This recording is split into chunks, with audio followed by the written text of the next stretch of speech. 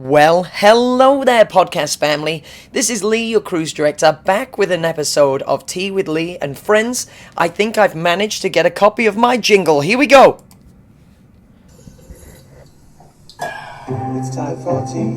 It's time for tea with Lee. It's time for tea. Time for tea with Lee. Yes, there we go. Rowan Windle back at it. Thank you so much for the jingle, Rowan.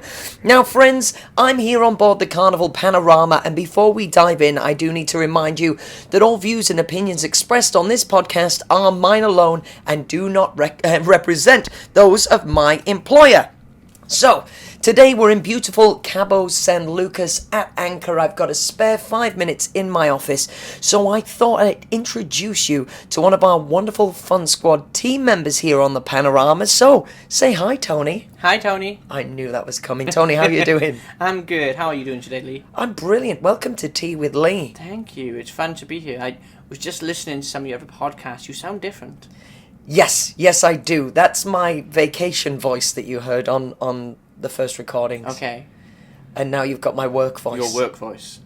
My exhausted, tired, I think this is a better voice, though. vocally fatigued work voice. Your vacation voice sounded like you hadn't hit puberty yet, so... Well, it's funny because I have guests that often say, "Oh, you've got this like sexy, raspy voice," and I'm like, "I don't. That's vocal fatigue." Well, it's working for you. Well, cheers, mate. But that's a great point to start us off on. Like, we've been working for a while now. Mm-hmm. We restarted the Carnival Panorama. That's a huge accomplishment, right? It's funny how it's gone by so quickly, though. Like, Yeah. we restarted. We joined the ship back in July. Yeah. It's now going into...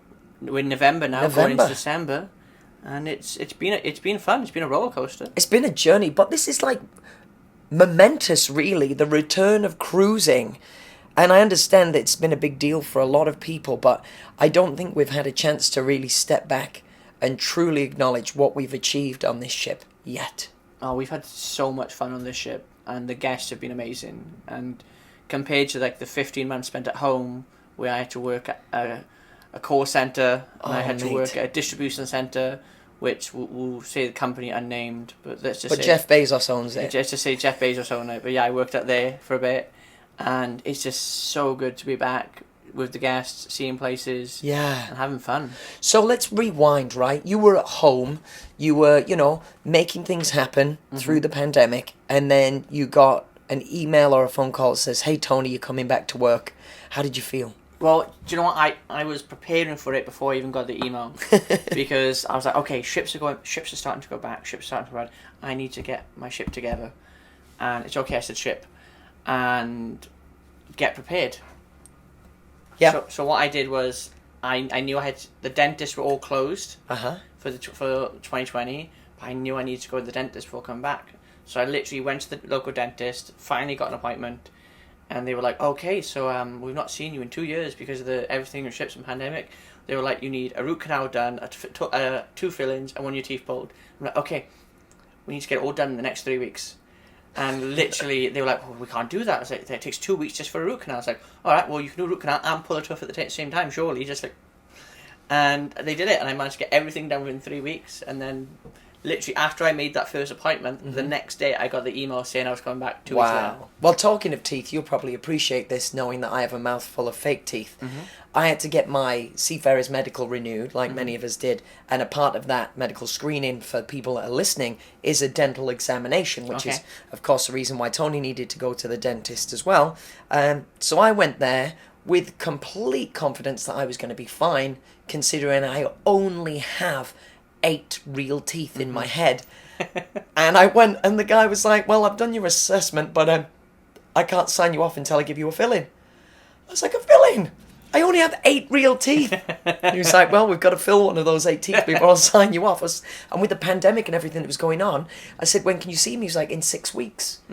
Oh my word, the pressure to get ready and to get back and to sneak in. I got in there, I snuck in, and of course, that one of 8 got filled, and it's okay. So when I go home on my next break, I'm going to go and have everything checked to make sure I don't have any problems again with those 8 teeth. Oh, it was literally so stressful, like trying to get everything done. And the dentist like, oh, we can't do it. It's like, we physically can't do it. I was like, well, I have 3 weeks. I was like, drill, fill, pull. I was like, there you go, 1, 2, 3. And I literally went back for the exact same appointment in 3 weeks in a row. 3 weeks in a row, but back there. And then the other week I ended up having to get my jab to make sure I come back as well. And it was, if I hadn't gone that first week, if I hadn't thought to myself, I need to get ready, then I might not have been able to get it done. Wow, crazy. So then you were all prepped and ready to go. And of course, life on board is very different to life at home. Did it take any like adjusting to, living in a cabin again, sharing accommodation, living in a smaller space? Well, of course, like, I'm one of those people, like, I like to be prepared. I'd rather have something that I don't need than need something and not have it. Which is why when I came back for the after the pandemic, I knew I'd be in a quarantine cabin for a week. So I brought a hammock with me, and that way I could lay out on my balcony in my hammock. I forgot about your hammock. I brought enough snacks and granola bars. Like, I could literally have lasted like 2 months in that cabin without food. You're like one of these doomsday preppers, aren't you? Oh, I'd love a doomsday bunker, me. I forgot that you've got a hammock with you. Have you lain in that hammock since you got out of quarantine? No, not since I got out of quarantine. Can you imagine my cabinmate if I just set up a hammock in the cabin? How many times did you lay in it during quarantine? I laid out there every day for an hour or so. Just chill, just rocking back and forth on my balcony. Okay.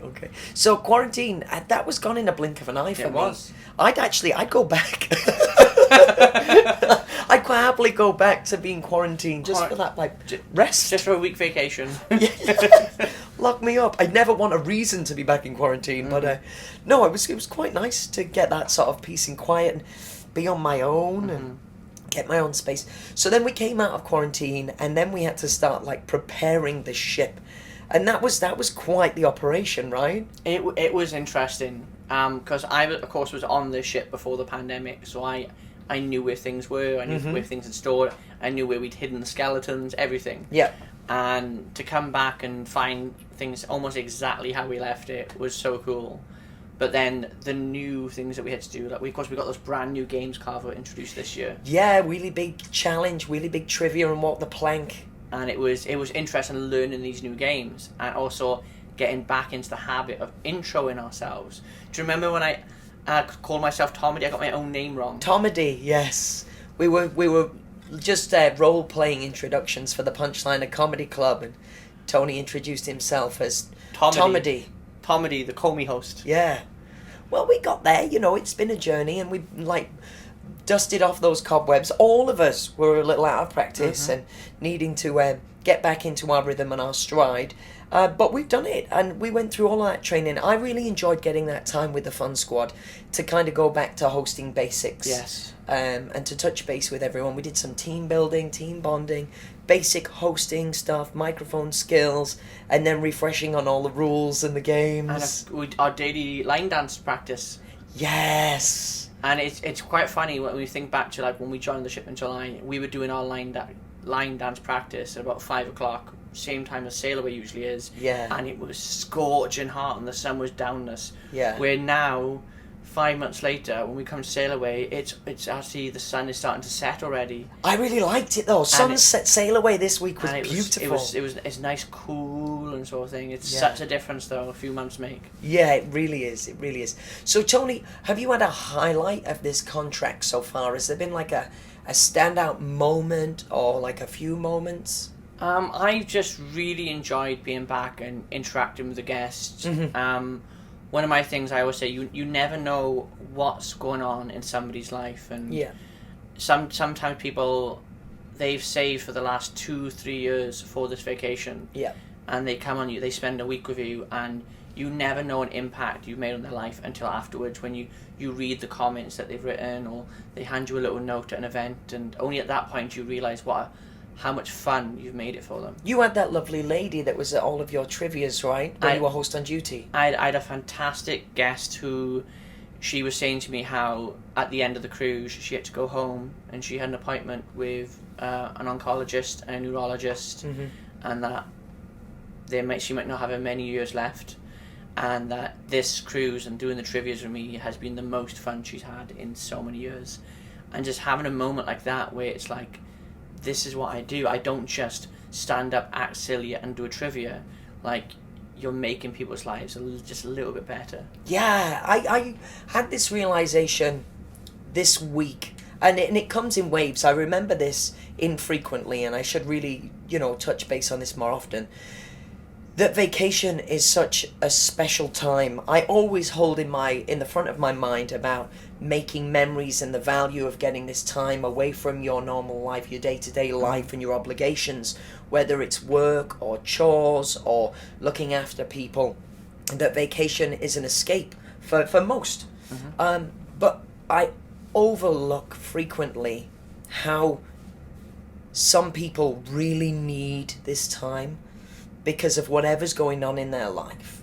Some people are carrying pretty weighty bags with them. And for just 7 days on board this cruise, they get to put them down, or they get to cement memories that they're going to hold on to as they go back to battle whatever challenges await them in the real world.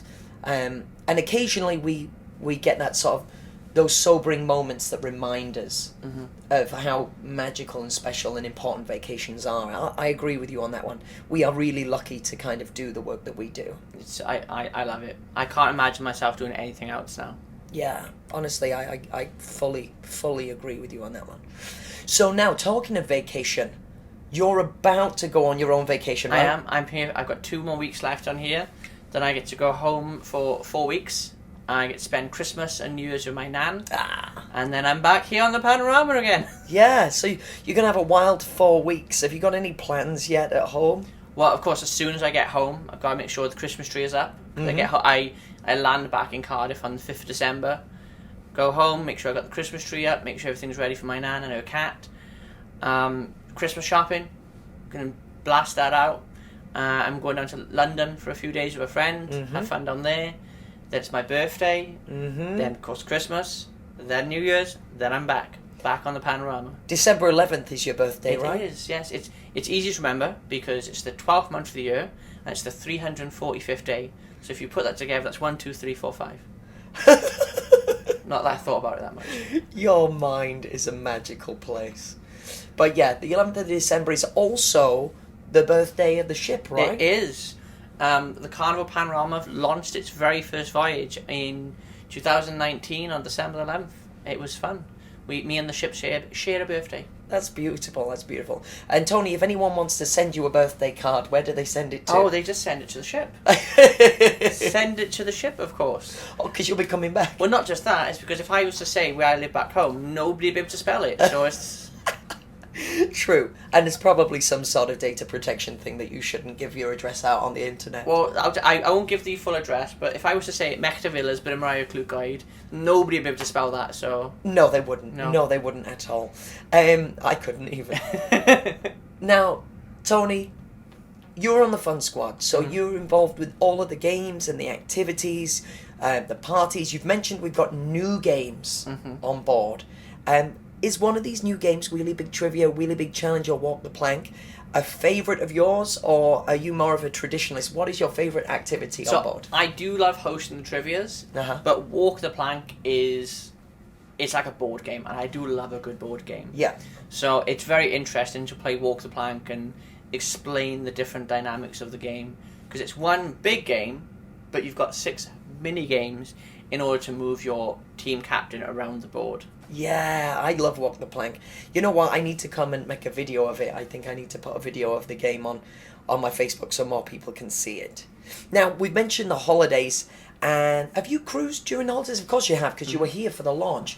The holidays is such a magical time to be on board, right? It is. We've always got a lot of fun. We have lots of games and activities. So we get a secret visitor. Santa Claus comes and visits us. Whoa, you said secret visitor and then name dropped him. Oh, I can't help it. It's so exciting.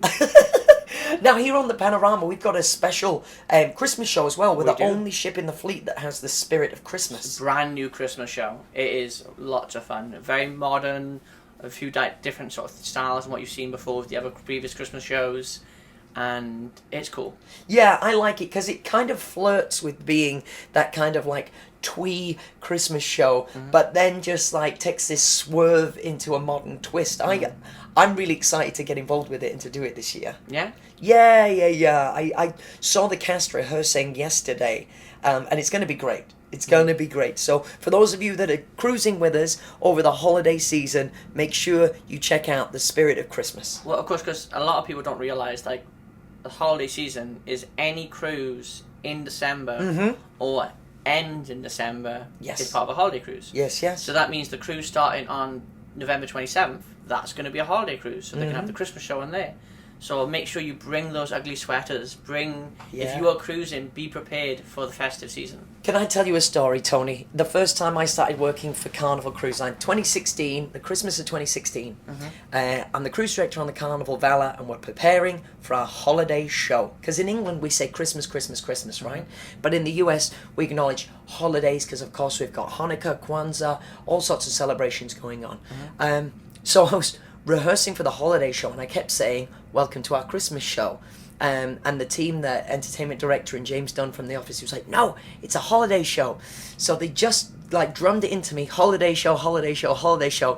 We get to the midpoint where the junior cruisers come up to decorate the tree, and I just said, without being sarcastic, our junior cruisers are now going to decorate the holiday tree. And they were like, "Lee, it's a Christmas tree." I was like, the inconsistency blew my little brain. Wow, it's the Christmas tree was originally a Russian concept. Of course you know the history of the Christmas tree. I love the traditions. Do you know where the tradition of Christmas stockings comes from? Tell me. So the story goes that Saint Nicholas, original Saint Nicholas, of course, was a pope, a holy man, and the story goes that he was going for a walk. Yeah. And he passed a house, and he could hear the family crying inside the house because they weren't able to afford to marry off their daughters. Because back then, they'd have to literally pay somebody to marry a daughter. So St. Nicholas, being a generous man, but didn't want to embarrass the family by just saying, "Oh, take this money," took 3 gold coins out of his pocket, and he threw them down the chimney. And the story says that each of the gold coins landed in one of the stockings, landed on the fireplace.